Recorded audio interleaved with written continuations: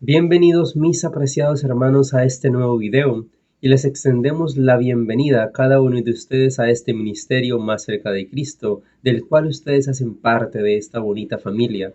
En este instante queremos, antes de comenzar este tema, decirles que están a punto ustedes de observar una temática supremamente importante de la actualidad. Estas son fechas, mis apreciados, en las cuales el enemigo logra abonar y ganar terreno, pero que los cristianos adventistas del séptimo día queremos poner nuestra firmeza, nuestra confianza en el Señor. A continuación, presentaremos un mensaje importante que todos debemos escuchar y compartir. Al principio de este video, ustedes escucharán un podcast y la temática de este podcast está enfatizada en por qué no celebramos Halloween como adventistas y cómo debemos enfrentar este tema. Estamos haciendo énfasis básicamente en lo que ocurre el 31 de octubre de cada año y la celebración que se hace en todo el mundo. Posterior a este podcast supremamente interesante, tendremos un mensaje del espíritu de profecía. La hermana Elena G. de White nos habla sobre el espiritismo y todos estos males que en la actualidad están afectando de forma severa e importante a nuestra iglesia. Así que les invitamos a que se queden a continuación, que puedan compartir esta temática. Yo sé que será de bendición para cada uno de nosotros y para las personas a las cuales les llegará este mensaje. Dios te bendiga y Dios te guarde y esperamos que este mensaje sea de total bendición para cada uno de ustedes y sus familias. Bienvenidos a nuestro Deep Dive de hoy. Hoy nos vamos a sumergir en un tema que muchos celebramos, pero sin realmente conocer sus orígenes Halloween. Es cierto, muchos lo celebramos. Pero ¿de dónde viene? Para eso vamos a usar este documento que simplemente se llama halloween.pdf.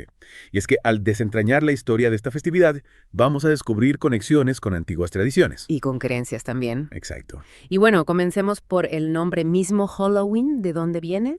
Viene de All Hallows Eve, que significa Víspera de Todos los Santos, una festividad católica que se celebra el 1 de noviembre. Ya entiendo. ¿Pero por qué víspera? ¿Y qué tiene que ver esto con los celtas y sus tradiciones? Siempre que hablamos de Halloween se mencionan los celtas. Ahí está la clave. Resulta que All Saints Day o Día de Todos los Santos originalmente se celebraba en mayo y se trasladó a noviembre posiblemente por la multitud de peregrinos que llegaban a Roma. Imagínate. Mucha gente. Pero lo curioso es que el 31 de octubre los antiguos celtas ya celebraban una festividad llamada Samhain. Samhain suena como algo de una película de fantasía. Suena. ¿Qué hacían exactamente en esta festividad? Samhain marcaba el final del verano y la víspera de su año nuevo. Imagínate la noche de 31 de octubre, gigantescas hogueras en las colinas, impresionante. ¿Y el propósito de estas hogueras era simplemente una celebración o qué? Mucho más que eso. Los celtas creían que en Samhain la línea entre el mundo de los vivos y el de los muertos se volvía borrosa. Las almas de los fallecidos podían regresar a sus hogares y las hogueras servían para ahuyentar a los espíritus malignos. Es increíble cómo esa imagen de las hogueras que hoy asociamos con Halloween tiene raíces tan antiguas. Exactamente. Y no solo eso, sino que esa creencia de que las almas regresan en esta fecha explica la conexión de Halloween con fantasmas, brujas y todo lo sobrenatural. O sea que incluso después de la cristianización de Gran Bretaña, el Samhain siguió vivo de alguna forma. Así es. La iglesia intentó adaptarlo colocando el Día de Todos los Santos en esa fecha. Pero las tradiciones celtas persistieron especialmente en Irlanda, Escocia y Gales. Con el tiempo, Samhain perdió parte de su significado religioso y se convirtió en una fiesta más secular, manteniendo algunos elementos como los disfraces y las máscaras. Y por supuesto no podemos olvidar la tradición de ir de casa en casa. Hablemos del truco o trato. ¿De dónde surge esta costumbre? Tiene un origen bastante peculiar. Se remonta a los antiguos sacerdotes druidas que iban de casa en casa exigiendo comida, no solo para ellos, también para sus dioses. Espera. Los druidas pidiendo comida. Sí. No me los imagino yendo de puerta como niños. Bueno, no era tan festivo como hoy en día. Imagínate que si no les dabas lo que pedían, lanzaban una maldición sobre la casa. Wow. Y se decía que alguien de la familia podía morir durante el año. Eso sí que es un truco aterrador. ¿Y las calabazas? También forman parte de esta tradición druida. En realidad no eran calabazas, sino nabos. Los tallaban con forma de cara representando espíritus demoníacos y los iluminaban con velas por dentro. Eran como linternas siniestras Qué interesante. que llevaban consigo al ir de casa en casa. Increíble. Esos nabos eran los precursores de nuestras calabazas talladas. Exacto. Al llegar a América, las calabazas más grandes y fáciles de tallar reemplazaron a los nabos, y así una antigua tradición druida se transformó en la icónica calabaza de Halloween. Es fascinante cómo una tradición tan antigua ha evolucionado hasta convertirse en lo que conocemos hoy. Pero ahora entrando en un terreno un poco más delicado, ¿cuál es la postura de la Iglesia Adventista frente a Halloween? Si bien no hay una declaración oficial específica en contra de Halloween, sí existe una clara oposición a todo lo que tenga que ver con el ocultismo y lo demoníaco. Es un punto importante a considerar, especialmente para aquellos que buscan vivir una vida en armonía con los principios bíblicos. Recordemos que las raíces de esta celebración están firmemente plantadas en prácticas paganas, aunque esas conexiones hayan difuminado con el tiempo. Claro.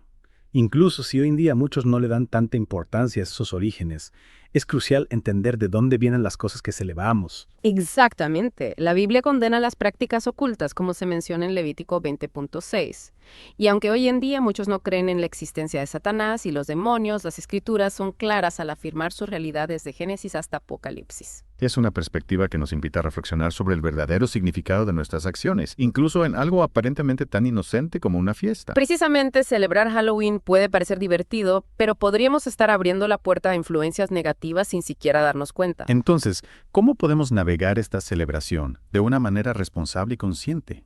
¿Qué alternativas tenemos? Lo importante es ser conscientes del origen de Halloween y sus posibles implicaciones. Si bien los disfraces y los dulces pueden ser agradables, debemos evitar cualquier actividad que trivialice o glorifique lo oculto o demoníaco. Es decir, disfrutar de la parte festiva sin comprometer nuestros principios. Exactamente. Debemos recordar que como pueblo de Dios, nuestra alegría y celebración no se limitan a fechas específicas impuestas por el mundo secular. Es un recordatorio poderoso.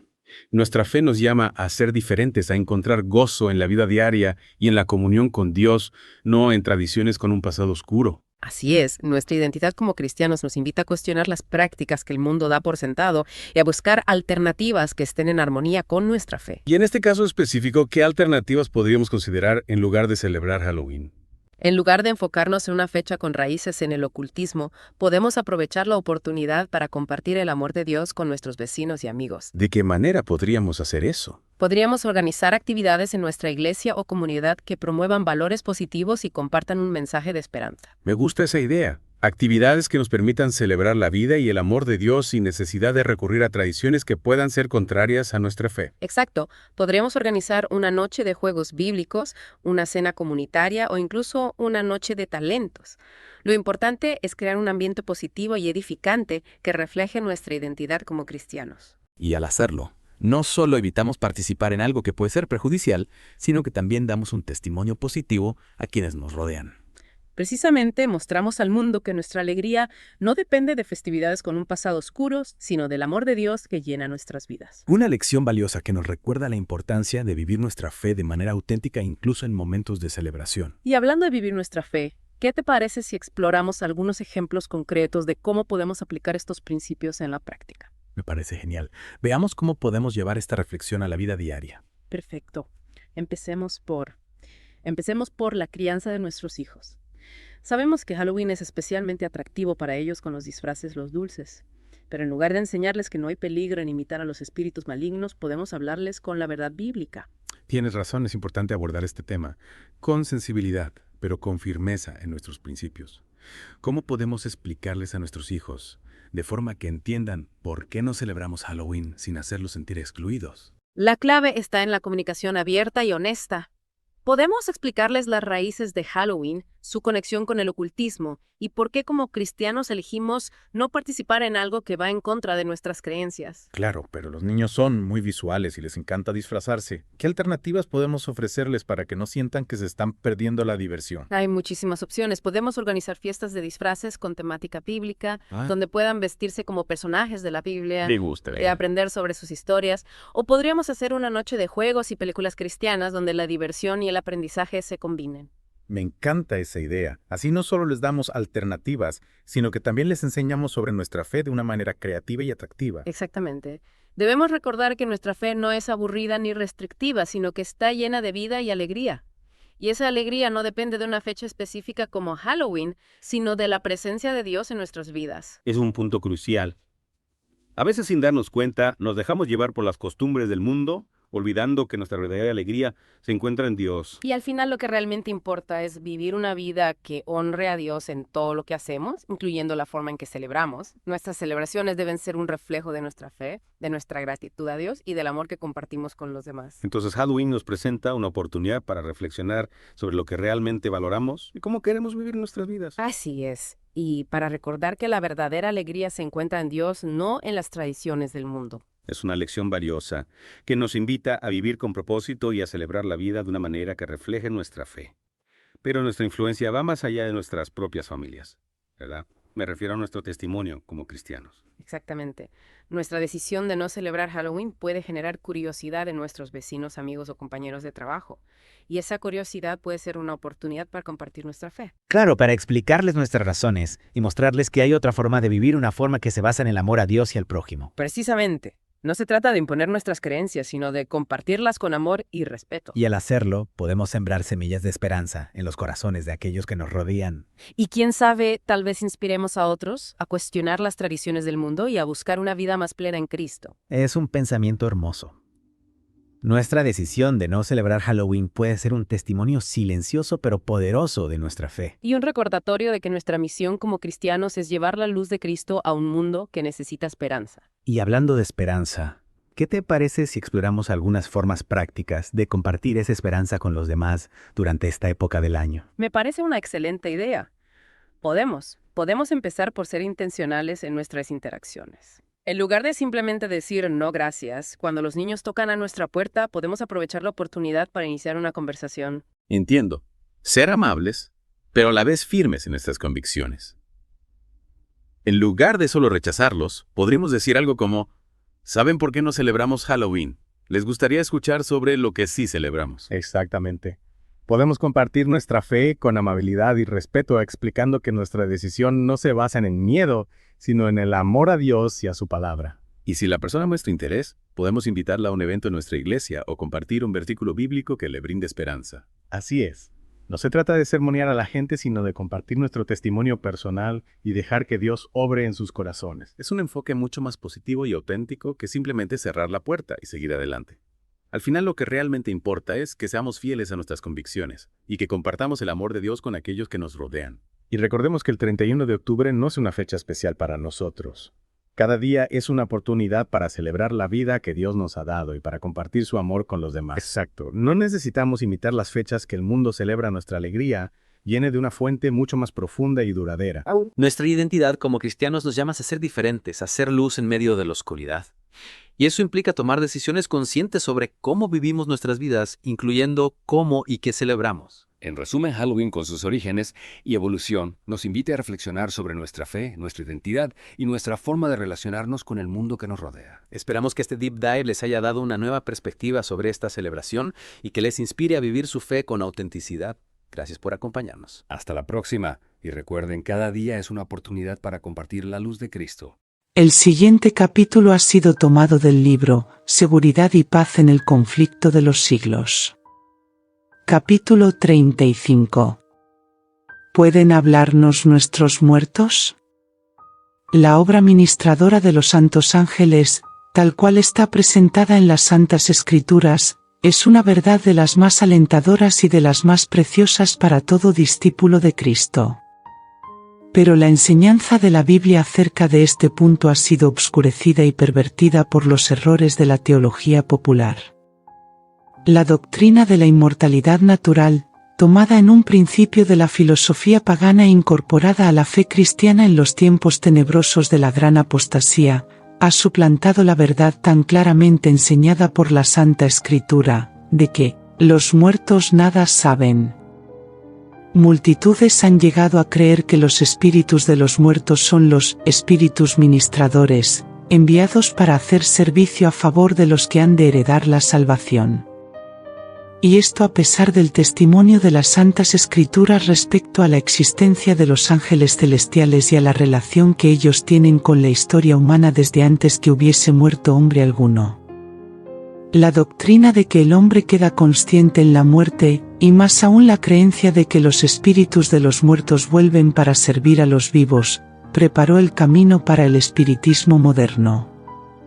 Si los muertos son admitidos a la presencia de Dios y de los santos ángeles y si son favorecidos con conocimientos que superan en mucho a los que poseían anteriormente, ¿por qué no habrían de volver a la tierra para iluminar e ilustrar a los vivos? Sí, como lo enseñan los teólogos populares, los espíritus de los muertos se ciernen en torno de sus amigos en la tierra. ¿Por qué no les sería permitido comunicarse con ellos para prevenirlos del mal o para consolar los 608 en sus penas? ¿Cómo podrán los que creen en el estado consciente de los muertos rechazar lo que les viene cual luz divina comunicada por espíritus glorificados? Representan un medio de comunicación considerado sagrado, del que Satanás se vale para cumplir sus propósitos. Los ángeles caídos que ejecutan sus órdenes se presentan como mensajeros del mundo de los espíritus. Al mismo tiempo que el príncipe del mal asevera poner a los vivos en comunicación con los muertos, ejerce también su influencia fascinadora sobre las mentes de aquellos. Satanás puede evocar ante los hombres la apariencia de sus amigos fallecidos. La imitación es perfecta, los rasgos familiares, las palabras y el tono son reproducidos con una exactitud maravillosa. Muchas personas se consuelan con la seguridad de que sus seres queridos están gozando de las delicias del cielo, y sin sospechar ningún peligro, dan oídos a espíritus seductores y a enseñanzas de demonios. Después que Satanás ha hecho creer a esas personas que los muertos vuelven en realidad a comunicarse con ellas, hace aparecer a seres humanos que murieron sin preparación. Estos aseguran que son felices en el cielo y hasta que ocupan allí elevados puestos, por lo que se difunde el error de que no se hace diferencia entre los justos y los injustos. Esos supuestos visitantes del mundo de los espíritus dan a veces avisos y advertencias que resultan exactos. Luego que se han ganado la confianza, presentan doctrinas que de hecho destruyen la fe en las Santas Escrituras. Aparentando profundo interés por el bienestar de sus amigos en la tierra, insinúan los errores más peligrosos. El hecho de que dicen algunas verdades y pueden a veces anunciar acontecimientos da a sus testimonios una apariencia de verosimilitud, y sus falsas enseñanzas son aceptadas por las multitudes con tanta diligencia y creídas tan a ciegas, como si se tratara de las verdades más sagradas de la Biblia. Se rechaza la ley de Dios, se desprecia el Espíritu de gracia y se considera la sangre de la alianza como cosa profana. Los espíritus niegan la divinidad de Cristo y hasta ponen al Creador en el mismo nivel que ellos mismos.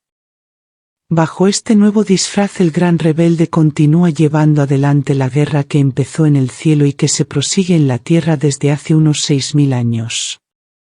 Muchos tratan de explicar las manifestaciones espiritistas atribuyéndolas por completo al fraude y a juego de manos de los médiums. Pero, si bien es cierto que muchas veces se han hecho pasar supercherías por verdaderas manifestaciones, no deja de haber habido también manifestaciones de poder sobrenatural.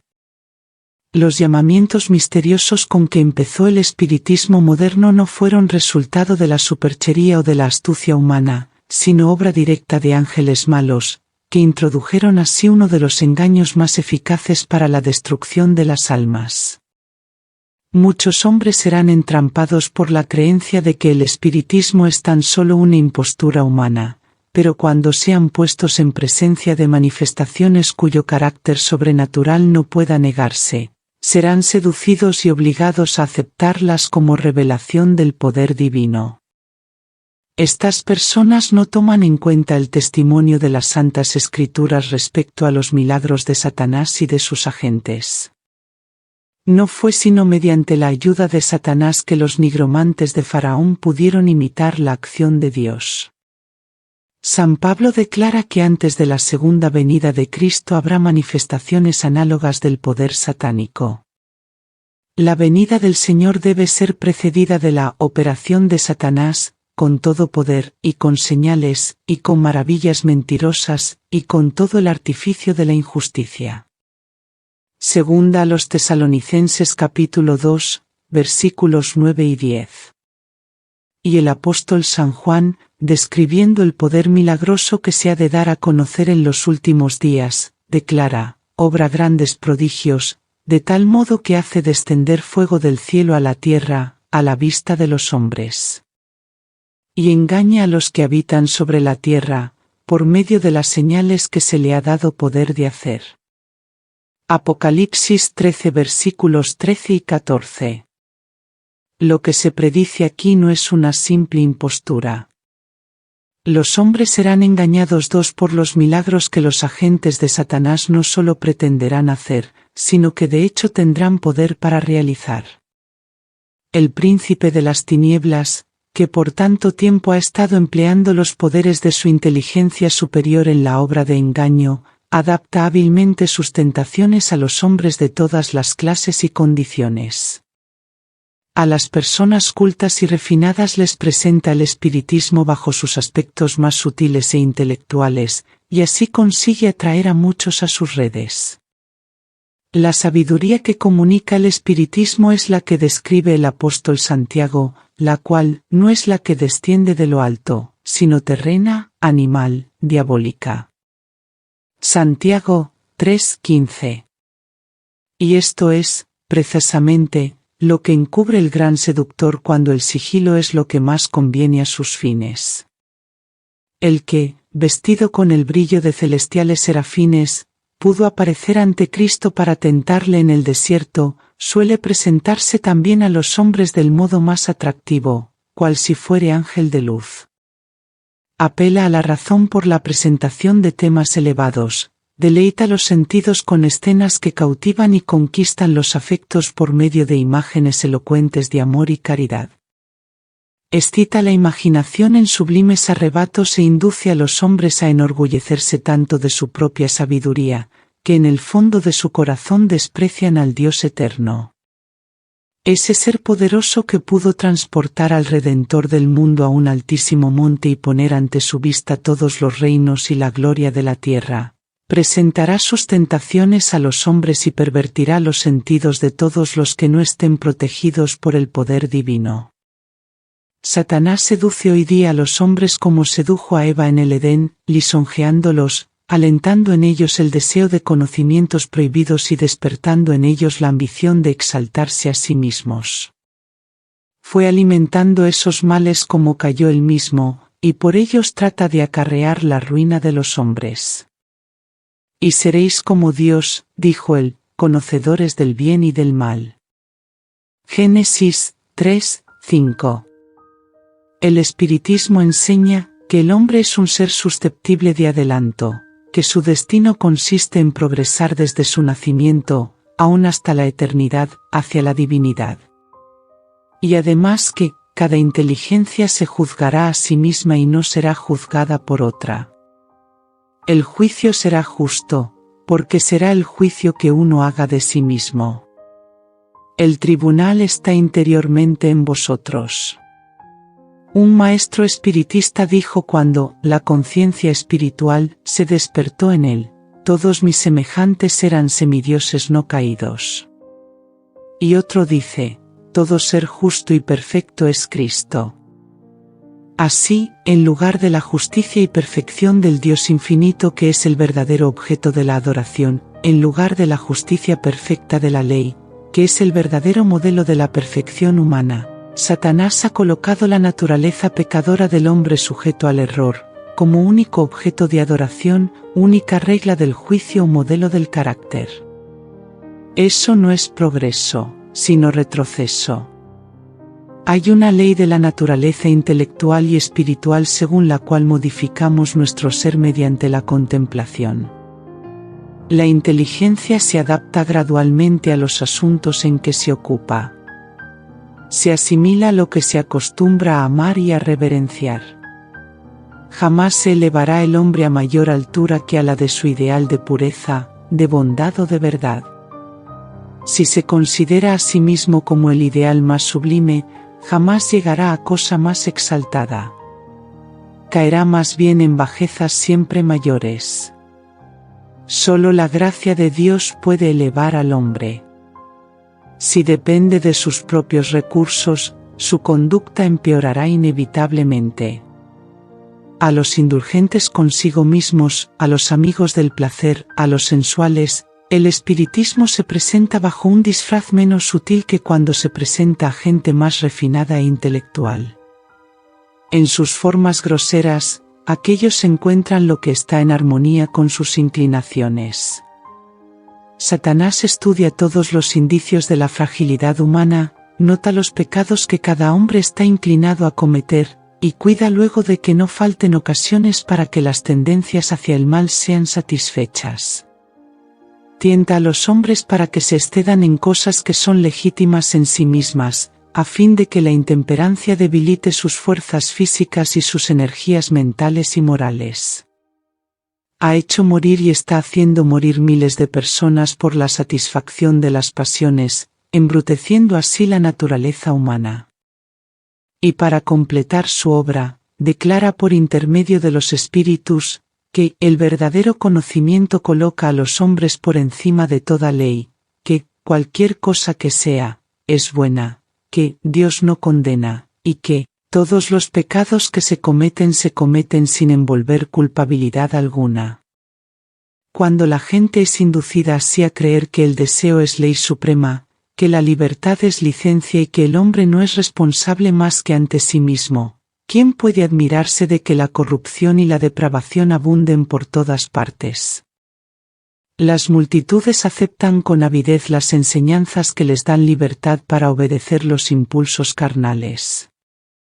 Se da rienda suelta a la lujuria y el hombre pierde el imperio sobre sí mismo. Las facultades del espíritu y del alma son sometidas a los más bestiales apetitos, y Satanás prende alegremente en sus redes a millares de personas que profesan ser discípulos de Cristo.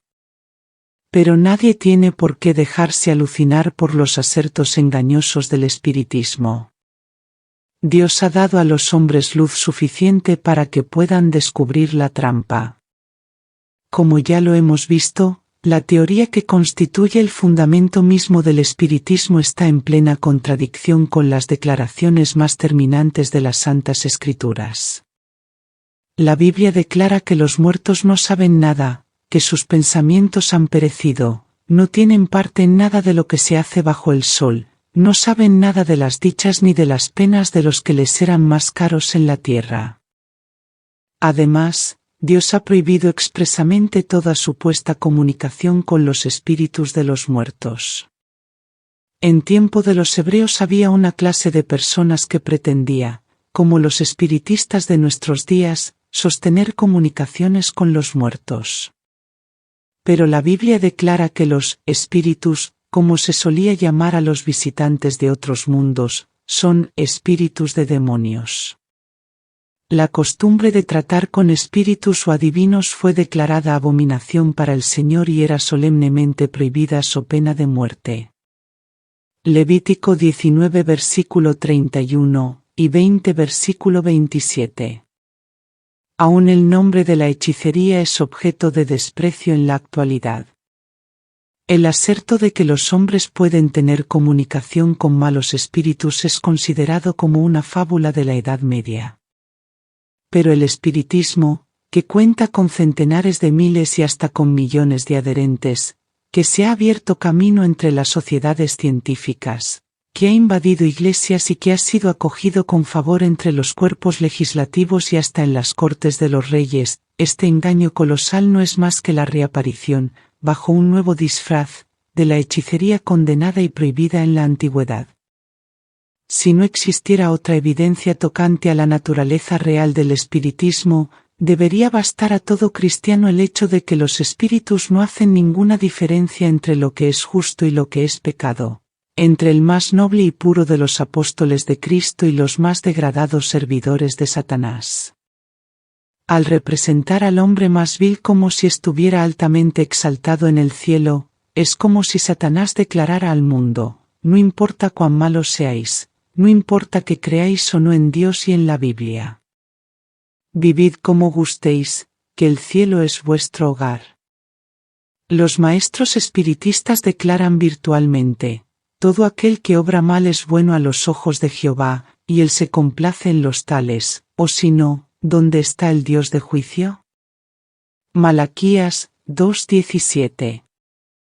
La palabra de Dios dice, ay de los que llaman a lo malo bueno, y a lo bueno malo, que ponen tinieblas por luz, y luz por tinieblas.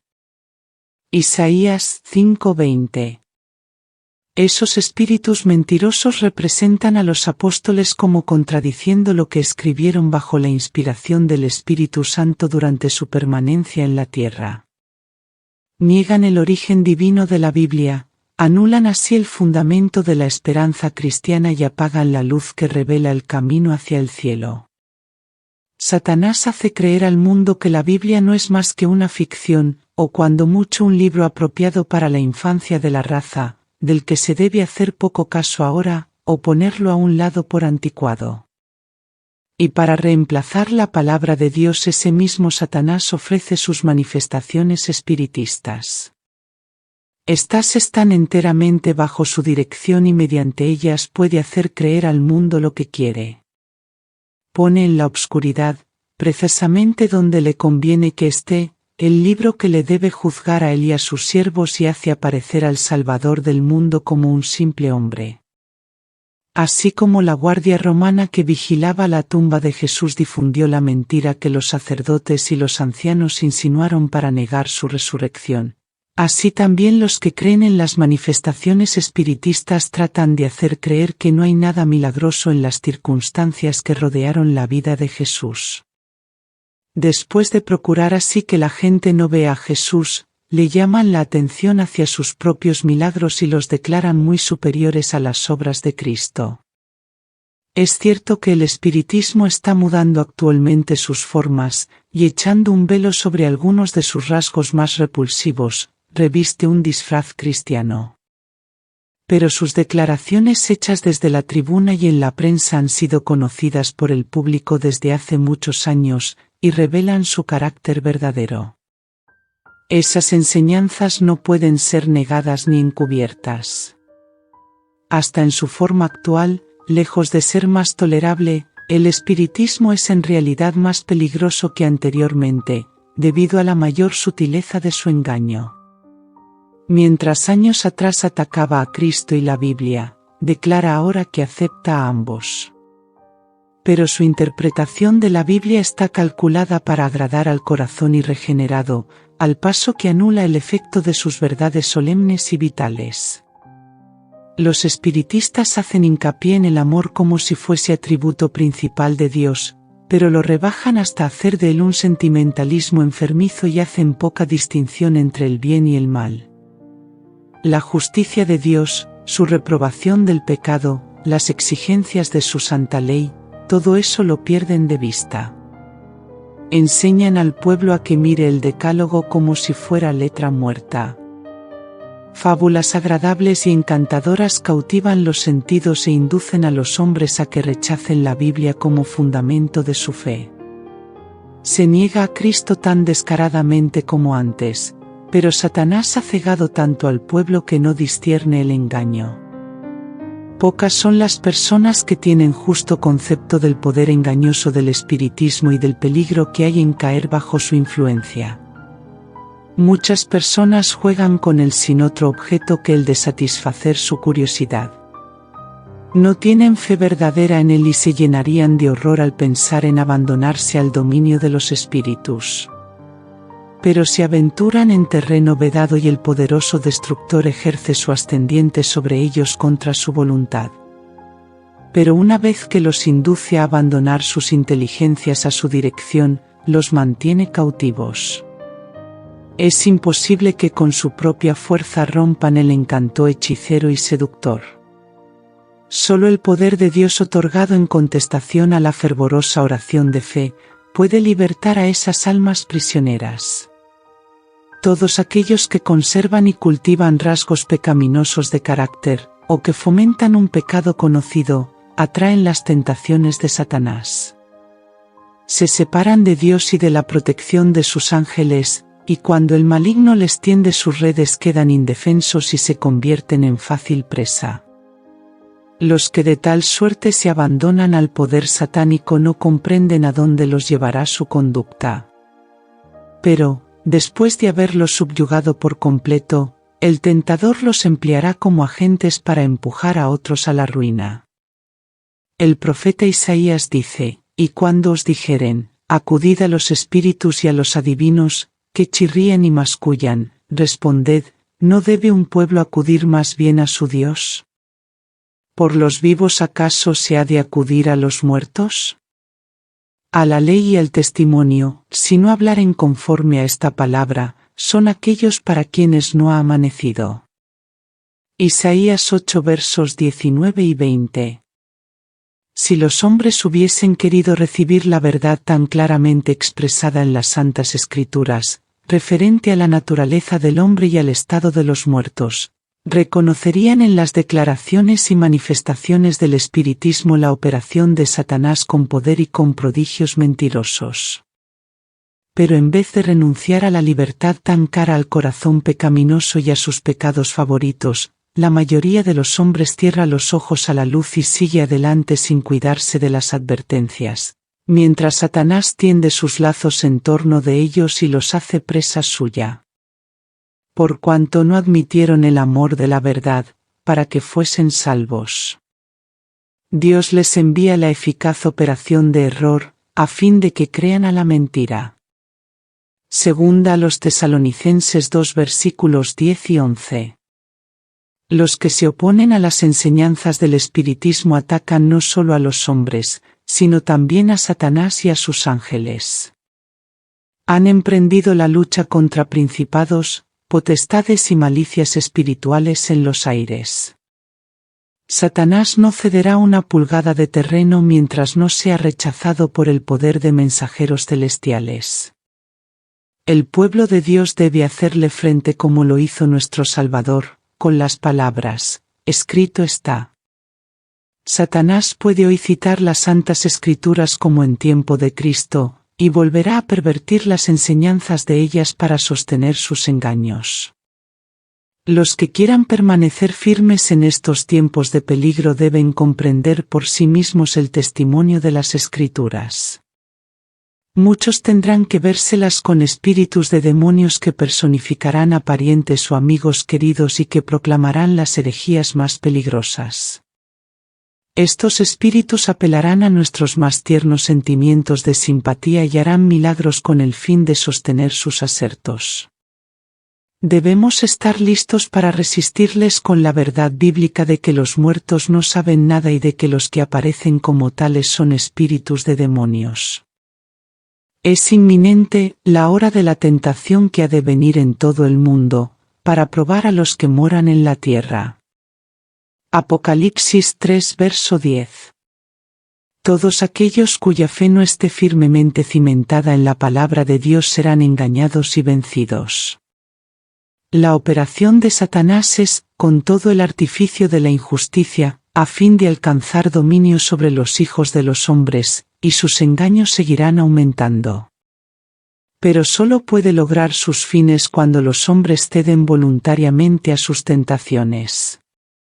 Los que busquen sinceramente el conocimiento de la verdad, y se esfuercen en purificar sus almas mediante la obediencia, haciendo así lo que pueden en preparación para el conflicto, encontrarán seguro refugio en el Dios de verdad. Por cuanto has guardado la palabra de mi paciencia, yo también te guardaré, es la promesa del Salvador. El enviarla a todos los ángeles del cielo para proteger a su pueblo antes que permitir que una sola alma que confíe en él sea vencida por Satanás. El profeta Isaías describe el terrible engaño que seducirá a los impíos y les hará creerse al amparo de los juicios de Dios: hemos hecho pacto con la muerte, y con el infierno tenemos hecho convenio. Cuando pasaré el azote, cual torrente, no nos alcanzará. Porque hemos puesto las mentiras por nuestro refugio, y entre los embustes nos hemos escondido. Isaías 28, verso 15.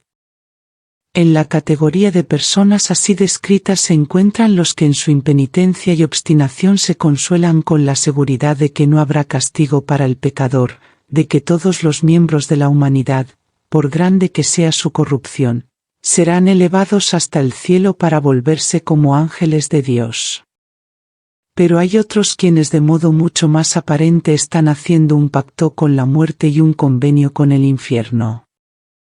Son los que renuncian a las verdades que Dios dio como defensa para los justos en el día de congoja, y aceptan el falso refugio ofrecido en su lugar por Satanás, o sea los asertos mentirosos del espiritismo. La obcecación de los hombres de esta generación es indeciblemente sorprendente.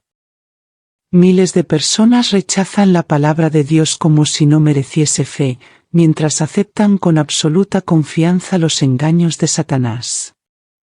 Los incrédulos y escarnecedores denuncian el fanatismo, como lo llaman, de los que luchan por la fe de los profetas y de los apóstoles, y se divierten ridiculizando las solemnes declaraciones de las Santas Escrituras referentes a Cristo, al plan de salvación y a la retribución que espera a los que rechazan la verdad. Fingen tener gran lástima por espíritus tan estrechos, débiles y supersticiosos, que acatan los mandatos de Dios y satisfacen las exigencias de su ley. Hacen alarde de tanto descaro como si en realidad hubiesen hecho un pacto con la muerte y un convenio con el infierno, como si hubiesen elevado una barrera insalvable e indestructible entre ellos y la venganza de Dios. Nada puede despertar sus temores. Se han sometido tan completamente al tentador, están tan ligados a él y tan dominados por su espíritu, que no tienen ni fuerza ni deseos para escapar de su lazo. Satanás ha estado preparándose desde hace tiempo para su último esfuerzo para engaitar al mundo. El cimiento de su obra lo puso en la afirmación que hiciera a Eva en el Edén: de seguro que no moriréis. En el día que comiereis de él, vuestros ojos serán abiertos, y seréis como Dios, conocedores del bien y del mal. Génesis 3 versos 4 y 5. Poco a poco Satanás ha preparado el camino para su obra maestra de seducción, el desarrollo del espiritismo. Hasta ahora no ha logrado realizar completamente sus designios, pero lo conseguirá en el poco tiempo que nos separa del fin. El profeta dice: y vi 3 espíritus inmundos, como ranas, son espíritus de demonios, que obran prodigios, los cuales salen a los reyes de todo el mundo habitado, a juntarlos para la guerra del gran día del Dios Todopoderoso. Apocalipsis 16 versos 13 y 14. Todos menos los que estén protegidos por el poder de Dios y la fe en su palabra, se verán envueltos en ese engaño. Los hombres se están dejando adormecer en una seguridad fatal y solo despertarán cuando la ira de Dios se derrame sobre la tierra. Dios, el Señor, dice: también pondré el juicio por cordel y la justicia por plomada. Y la granizada barrerá el refugio de mentiras, y las aguas arrebatarán vuestro escondrijo. Asimismo vuestro pacto con la muerte será anulado, y vuestro convenio con el infierno no quedará en pie cuando pasare el azote, cual torrente, vosotros seréis hollados de este invasor.